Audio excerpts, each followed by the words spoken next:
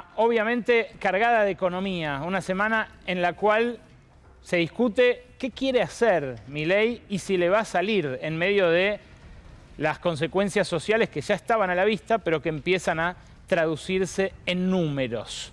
El ministro de Economía, Luis Caputo, estuvo el viernes con la CEO del Citigroup, ni más ni menos que con Jane Fraser, junto al jefe de gabinete, Nicolás Pose, a quien nosotros, la CEO del Citigroup, ya le conoce la voz. Nosotros no tenemos el gusto todavía, pero este tándem, Pose y Caputo, es el tándem que lleva adelante la fiesta. Según decía, más o menos a la misma hora, el presidente Javier Milei por radio, los bonos volando, el riesgo país cayendo, la brecha de vuelta en niveles inferiores al 30%, cosas que ya hoy se revirtieron en parte con el comportamiento de los mercados de hoy, pero que a Milei le alcanzaron para decir que esto es una fiesta. Una fiesta para los que no están siendo objeto de un ajuste inédito, sobre todo por su velocidad, por su vértigo, por el carácter de shock que tiene. Pero una fiesta que está ocurriendo, créanme, en los bolsillos de aquellos que recibieron la gran transferencia de recursos que implicó la devaluación. Quien vive de un ingreso fijo, hoy esté en blanco, en negro, en el Estado, en el sector privado, donde sea, todavía espera. En el mejor de los casos, si está en un gremio muy poderoso, tuvo recomposiciones que más o menos compensaron el pico inflacionario de diciembre. Pero nada hay todavía sobre la inflación del 20% de enero, nada hay tampoco sobre febrero y nada había hasta hace un ratito sobre el salario mínimo. Caputo, el que recibió a la CEO del Citigroup el viernes, sonriente, hace un ratito habló, también es muy selectivo a la hora de dar entrevistas, solamente se las da a quien le garantiza que no le va a repreguntar demasiado, pero hace un ratito habló y dijo un par de verdades.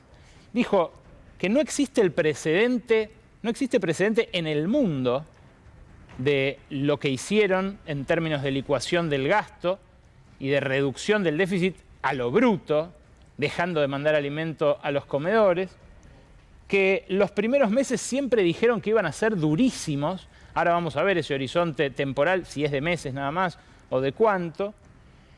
Y también, sin darle crédito, citó a Margaret Thatcher. Dijo, no hay alternativa. Esto es como cuando a un cirujano viene la familia y le dice, pero doctor, ¿no se puede morir el paciente en la operación? Sí, pero no hay alternativa. Bueno, eso es viejo. Es de Margaret Thatcher, de principios de los 80, cuando incluso le puso una sigla a eso. There is no alternative. TINA. No hay alternativa. Pero Caputo también hizo un adelanto. Dijo que en las próximas horas suben el salario mínimo. Escúchalo. ¿Qué va a pasar con el salario mínimo? ¿Lo van a fijar? Sí, lo vamos a fijar. Sí, lo vamos a estar fijando entre hoy y mañana. Está en los niveles más bajos de hace 20, 30 años. Sí. Igual es un valor de referencia el salario mínimo, ¿no? Pero sí.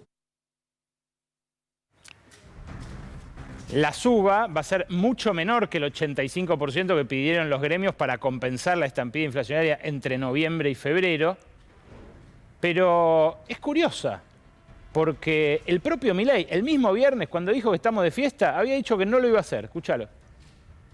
No, pero yo digo, o sea, no creo en que un político pueda determinar un precio a mano. O sea, no vas a emitir un decreto con el salario mínimo. Ni se te ocurra. Ni se me ocurra. Un decreto, yo voy a emitir un decreto fijando un precio.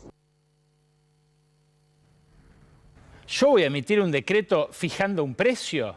No, dice, no creo en eso. De vuelta, ideologizando como ha hecho tantas veces durante la campaña con éxito.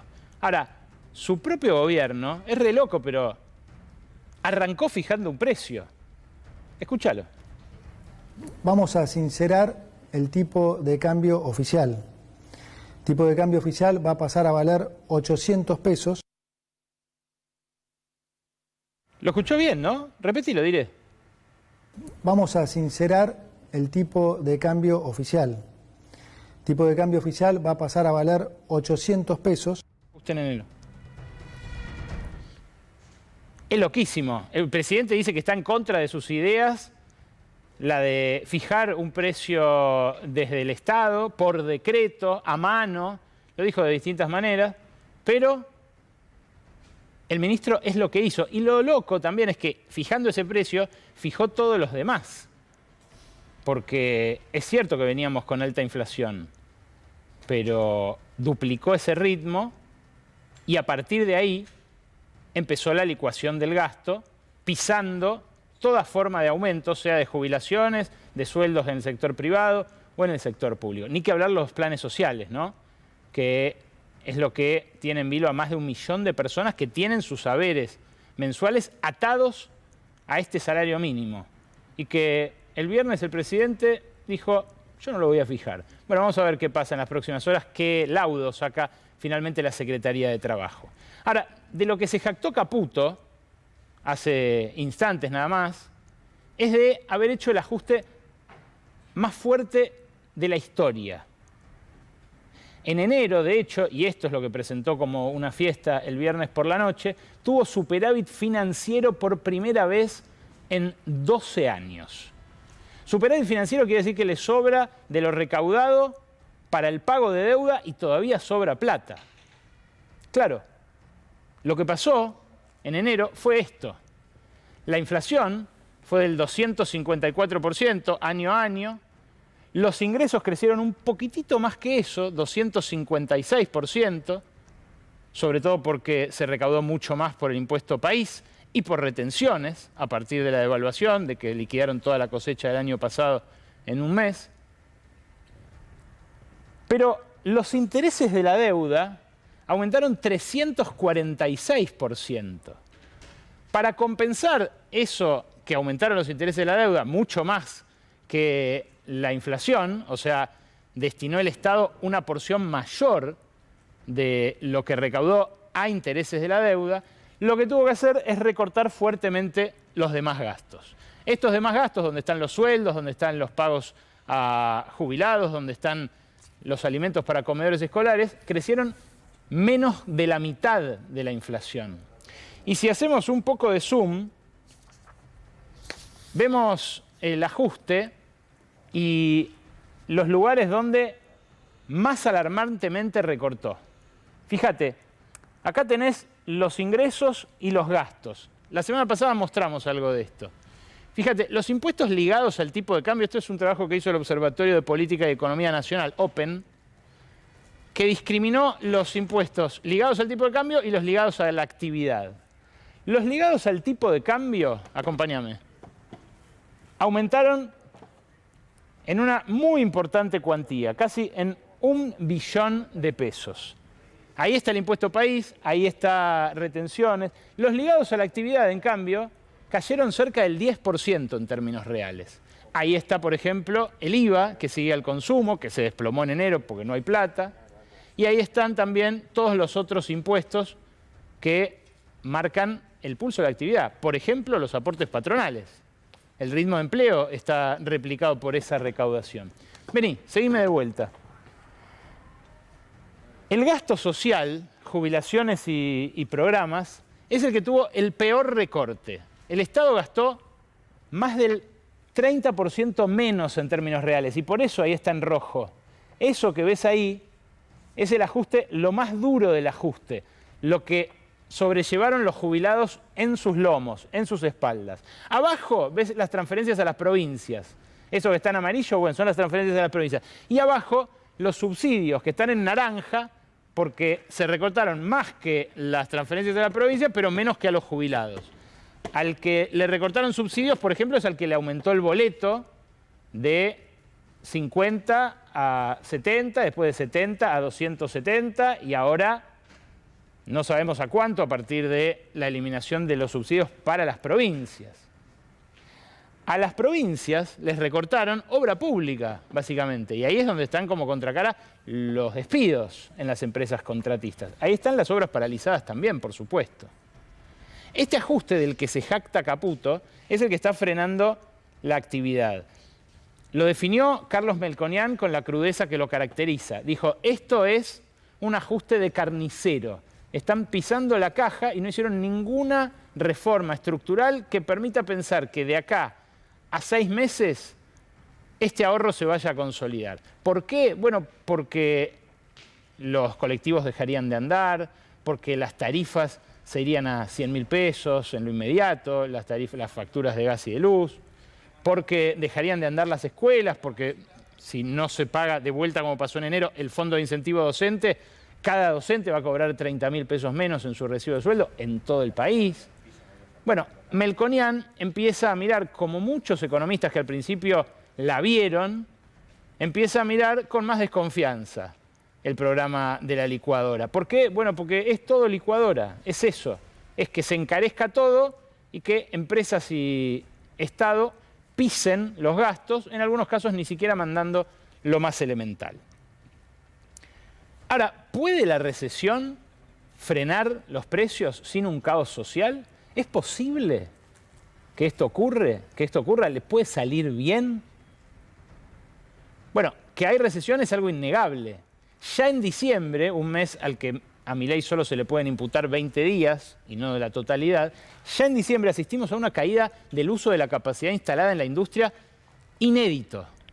Bajamos a niveles que solo habíamos tocado en la pandemia, acá, en 2020. Ese nivel, 55% de ocupación de la capacidad instalada, es mayor que el peor que tuvimos en 2021 y solamente estuvo la industria funcionando casi a la mitad, a media máquina literal, durante la pandemia cuando cayó y perforó un poco incluso ese nivel. Nos lo contaba Adrián Mercado, las pymes industriales están tasando sus máquinas para venderlas. Es lógico, tienen 1 de cada 2 desocupadas. Y esto es algo que ocurrió muy abruptamente, en parte porque esos empresarios pymes ya la vieron, esta, en 2016. Cuando se les cayó también el consumo y muchos terminaron fundiendo por no haber adecuado su estructura a tiempo. Claro, vos lo ves y decís, bueno, está la capacidad instalada para rebotar rápido, pero cuando te cuentan que después rematan esas máquinas, decís, bueno, no sé si la capacidad va a estar para rebotar rápido. Además, al gobierno no le importa que rebote. El gobierno quiere una recesión lo más fuerte posible para frenar los precios. Y ahí es cuando empieza a quemarse la biblioteca del Fondo Monetario. Eso en Argentina no pasó nunca. Ahora vamos a ver en qué circunstancias ocurre, pero así a los fondos monetarios no pasó nunca. Lo que tenemos son indicadores de que la recesión avanzó con toda en el primer mes del año. Esto, por ejemplo, lo recopilamos de las ventas minoristas de CAME. Ahí tenés, ese último es un número negativo también, menos 28,5 debiera decir en enero. Tenés la recaudación de IVA, tenés la recaudación de aportes personales, la recaudación de... Estos son los impuestos que te decía están atados a la actividad económica. Todos cayendo brutalmente. Ahora, ¿se frena la inflación? Nosotros solemos mostrar el indicador semanal de alimentos y bebidas que hace LSG, la consultora que fundó Martín Lustó, alguien que hoy en el radicalismo está más cerca del oficialismo que de la oposición. ¿Qué muestra las últimas 2 semanas? Mirá ese repunte. Después de haber tocado un 1% que entusiasmó sobre fin de enero al equipo económico, se fue al 3,4 en la primera de febrero y al 4 en la segunda. Milei dijo el viernes que los indicadores de alta frecuencia le daban que estaba estable en 10% la inflación en febrero. Después del 20,6 que les dio enero, que dicen es para festejar porque fue menos que el 25,5. Ahora, esto no muestra que vaya a ser del 10 en todo el mes. Es más, solo alimentos y bebidas marca 12 en las últimas 4 semanas, y esto sin contar los aumentos de luz, que ya rigen. Hoy lo anunciaron y completaron el anuncio, más aumento todavía, ya rige para la luz desde el 1 de febrero. Bueno, en marzo entran los de gas, después se van a indexar, se van a actualizar mensualmente. Veremos si esto se mantiene o como sospechamos muchos, si repunta de nuevo y vuelve a dar el poder adquisitivo de los salarios. Fíjate, están por empezar las clases. La Defensoría del Pueblo de la provincia recabó cuánto aumentaron los productos de la canasta escolar. Me imagino que si estás en ese tránsito ya los compraste, pero mirá lo que subieron. El compás de plástico, 530%, la regla de 20 centímetros, 540%, las zapatillas, 543%, el bloc A4, 564%. Fíjate, el lápiz negro vale casi 10 veces más que en el inicio de clase del año pasado. La bolsita de papel le hace lo mismo, los cuadernos arriba de 700%. ¿Cuál es el problema de creer que la inflación puede ser frenada porque la gente no tenga plata para comprar?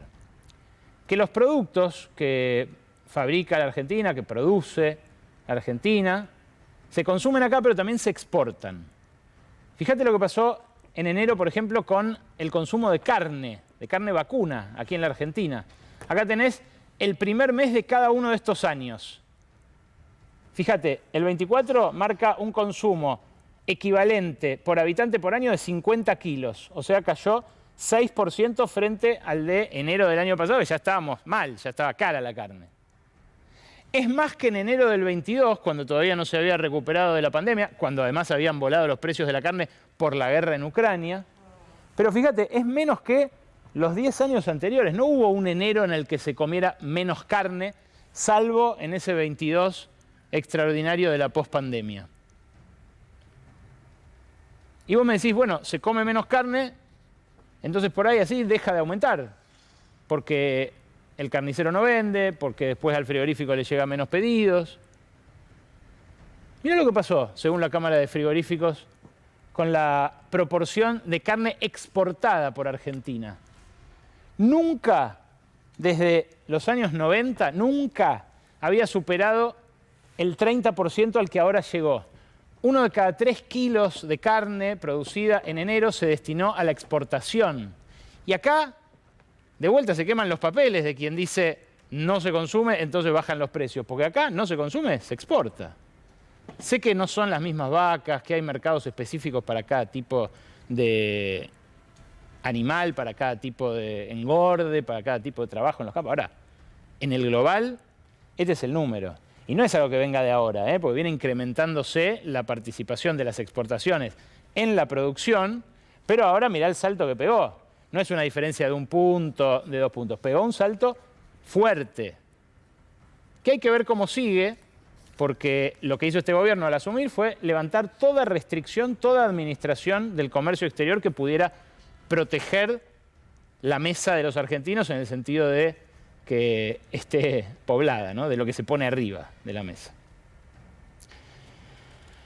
A ver, la CNN hizo un informe que por pudor no reproducimos porque es material ajeno, pero en donde compararon los precios de Argentina con los de Londres, con los de otras ciudades europeas. Los traducían al tipo de cambio paralelo y mostraban que más o menos las cosas valen lo mismo o más caras acá. Con sueldos, decían ellos, que llegan más o menos a la 10ª parte de los sueldos europeos. Con la misma comparación, sin la producción audiovisual, que insisto, no me parecía reproducir entera, La Izquierda Diario fue a la página de Día por ciento de acá y a la página de Día Descuento de España. Y sacó la cuenta, la misma cuenta. Mirá lo que vale el arroz en España y en Argentina. Mirá lo que vale el pan. Mirá lo que vale la leche. Mirá lo que vale la manteca. Mirá lo que vale el aceite. El arroz ya está más caro acá. El pan también.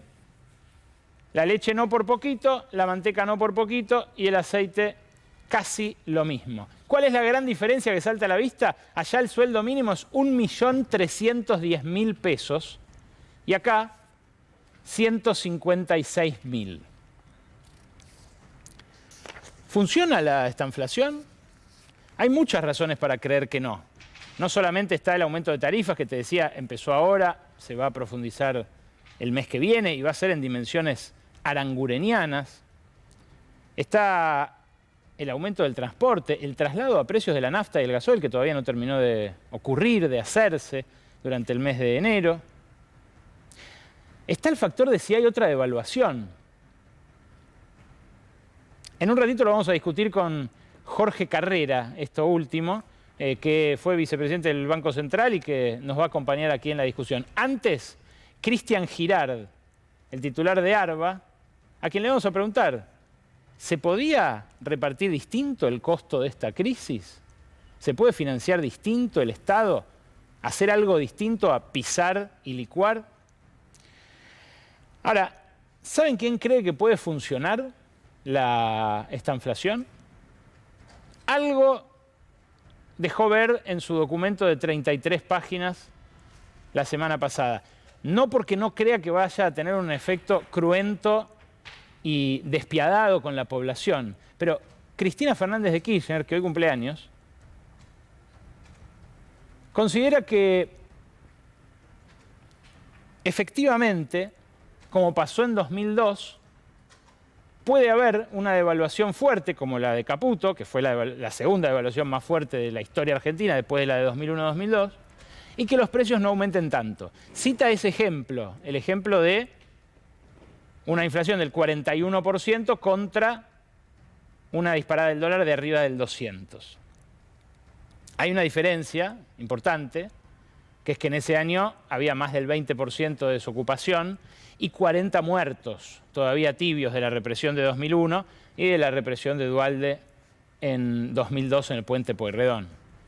Tiene un componente político muy fuerte ese no traslado de precios de principios de este siglo. Parece historia antigua, pero no lo es porque estamos en una situación así de límite. Hay quienes sospechan que efectivamente podría pasar que en marzo haya una ola de despidos porque licuaron tanto los sueldos y si ahora además intentan meter la parte desreguladora de los despidos del decreto de necesidad de urgencia que suspendió la justicia antes de marzo, bueno, puede estar todo dado para que el desempleo salte del 7 al 15 y después al 20. Ahora, eso implicaría una dislocación social muy importante, que si se da tan rápido, bueno, no hay registro de que se haya dado armoniosamente nunca en ningún lado. Ahora, ¿qué piensan los empresarios de esto? Es lo interesante. Porque Caputo es apoyado por empresarios como el presidente de la Unión Industrial Argentina, que fue hasta el Vaticano para acompañarlo a Milei, para poner en escena este apoyo. Los empresarios parecen trabajar en tándem a veces con el gobierno en esto de dar 0% de oferta en las negociaciones paritarias o en las salariales, como pasó en la del Consejo del Salario. Y en definitiva, lo que ven con simpatía los empresarios es esa confluencia que la semana pasada no terminó de plasmarse entre el macrismo y la Libertad Avanza.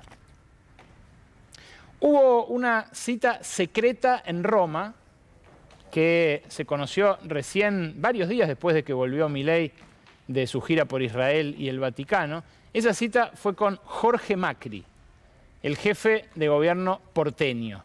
Jorge Macri se sabía, estuvo con el presidente de lejos en la ceremonia de canonización de Mama Antula, la primera santa argentina, pero no se sabía que había habido una reunión a solas.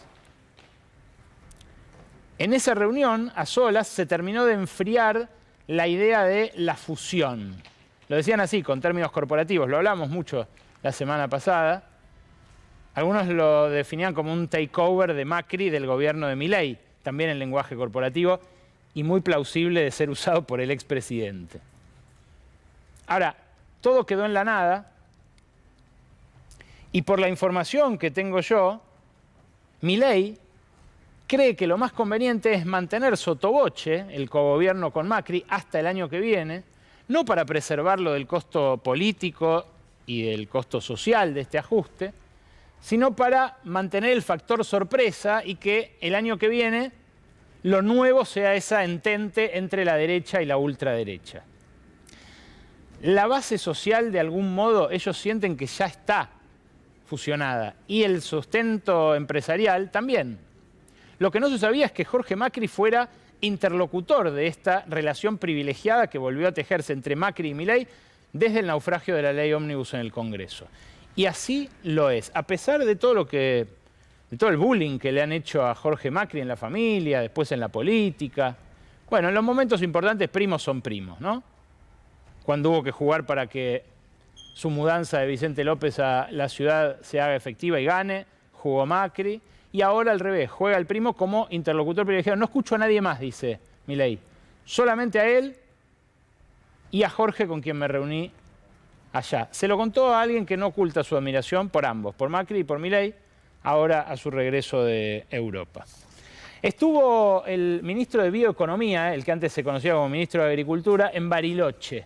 Y prometió este fin de semana en la rural de allí, Patagónica, que en un par de meses no va a haber más brecha. Felices los ruralistas que lo escuchaban, porque es efectivamente lo que ellos esperan. Otra devaluación para liquidar la cosecha que viene. Es impresionante porque, según datos de la sociedad rural, a esta altura de la campaña, solamente tiene precio el 9% de la cosecha potencial de este año, que va a ser unos 135 millones de toneladas, entre soja, maíz, trigo, girasol. A esta altura del año pasado, la cosecha de la sequía ya tenía precio un 15% de la cosecha. ¿Qué quiere decir que tenga precio? Que ya comprometieron venderla, fijaron precio y dijeron, bueno, te la doy en tal momento. Si no le pusieron precio, ¿por qué es? Porque esperan o que unifiquen el tipo de cambio en el paralelo, como hizo Paraguay en 2016, que devalúen de vuelta o que les bajen las retenciones, porque esos son los tres factores que afectarían al precio. Ahora, ¿cuánto más va a tener que subir el dólar para que liquiden a fines de marzo los dueños de esos granos? ¿Cuánto más nos van a tener que meter la mano al bolsillo a nosotros, que somos los que sufrimos el impacto de esa devaluación, como quedó ahora pruebas al canto la situación? ¿Dejarán que liquiden más al contado con liqui? Porque si dejan que liquiden más al contado con liqui, van a recibir más plata los ruralistas, pero no van a seguir acumulando reservas, que es lo que se jactan ahora de hacer. Asistimos a una pelea por el relato de esta crisis. Una pelea respecto de quién gana, de quién pierde, y en todo caso, por cuánto tiempo. Hace un ratito lo dijo Caputo. Le dijimos que esto iba a ser malo, pero es por unos meses. Justamente, Caputo y Milei lo que dicen es que vamos en la dirección correcta y que ellos no tienen nada que ver con estos meses. Se lo adjudican todo a los de atrás. Y esas dos preguntas son las que le hizo la semana pasada la consultora Subán Córdoba a la gente, al electorado. Es muy interesante ver la respuesta, porque la primera pregunta, la de si Caputo y Milei tienen que ver o si vamos en la dirección correcta, poné la que vos quieras, Rodó, pero ahí está, la primera es la dirección correcta. Esta ya se había dado vuelta en enero. Arrancó en diciembre Milei con el respaldo que tuvo en el balotaje, casi 55%, decían ellos que íbamos en la dirección correcta. Incorrecta, 43,5%, y el resto no sabe. Fíjate, en enero ya eso se había dado vuelta. Estaba 55 a 42 y pico. Y ahora, en febrero, mejoró un cachito. Hay más gente que cree que estamos en la dirección correcta, pero siguen siendo más los que creen que estamos en la dirección incorrecta. Pero lo peor está en la otra placa, porque esa es la que cambió este mes. Cuando le preguntan quién es el responsable de la crisis, respondían, entre el gobierno anterior y el gobierno actual, y ambos respondían 50% del gobierno anterior, 25% el actual, 22% ambos gobiernos. En enero, mirá, 45% el anterior, 39% el actual, 15% ambos gobiernos. Y ahora, bueno, ahí está. El relato empieza a crujir.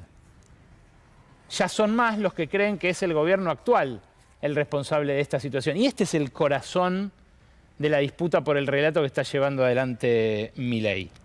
2 informes demolieron ese relato oficial, informes, uno de la Universidad de Itela, otro de la UCA, de vuelta, insospechables de peronismo, de kirchnerismo, ninguna de las dos. Di Itela dijo que 3,5 millones de personas se hundieron en la pobreza en los últimos 3 meses. La UCA le puso porcentaje, 57,4%. Es lo que aumentó, para darte una idea, con Macri en 4 años, lo que aumentó la pobreza en estos 2 meses, según la UCA. Es la diferencia entre gradualismo y shock. La estamos viendo, la estamos sintiendo en carne propia. Ahora, si mirás la placa que publica la UCA, ves que volvimos casi a aquel crack de 2002-2003 que nos tenía con, según la UCA, 55% de pobreza.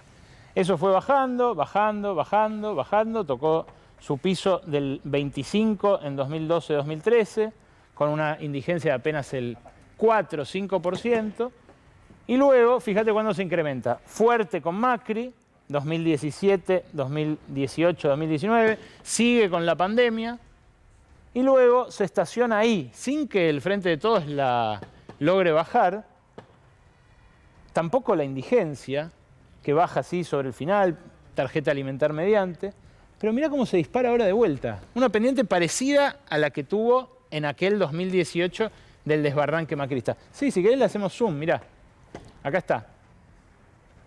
44,7 en el tercer trimestre del año pasado, 49,5 en diciembre, 57,4 a fines de enero, es lo que dice la UCA.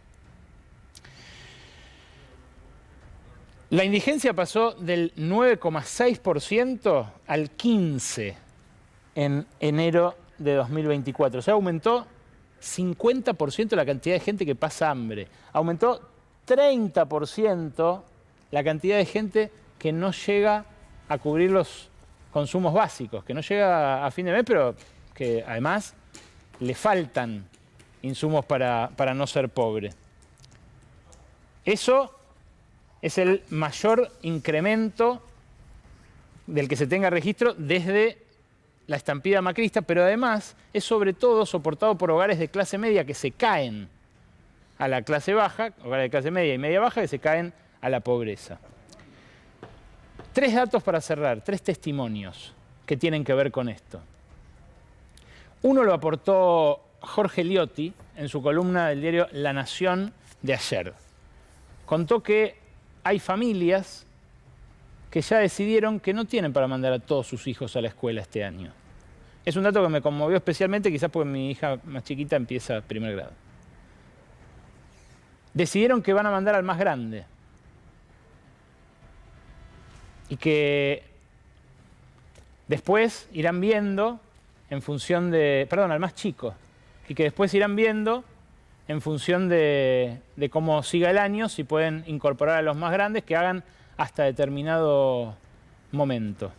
Es desgarrador saber que alguien tiene que elegir entre sus hijos para ver cuál va a la escuela.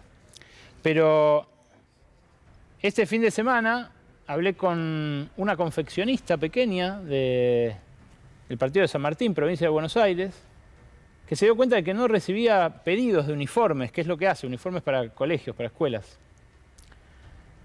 Preguntó y se dio cuenta de que los colegios privados subvencionados, los parroquiales, los más económicos, les dijeron a los padres de sus alumnos que ya no iban a pedir el uniforme este año, porque tienen miedo de que no se lo puedan comprar y que por eso dejen de ir. Ya saben que les están aumentando la cuota muy por encima de sus posibilidades y ya saben que están perdiendo estudiantes por eso. Las costureras se quedan sin trabajo, obviamente, la confeccionista también. Algo recupera la costurera porque empezó a remendar ropa vieja de la gente que no se la compra más. Pero obviamente eso también es cuestión de meses para que se agote.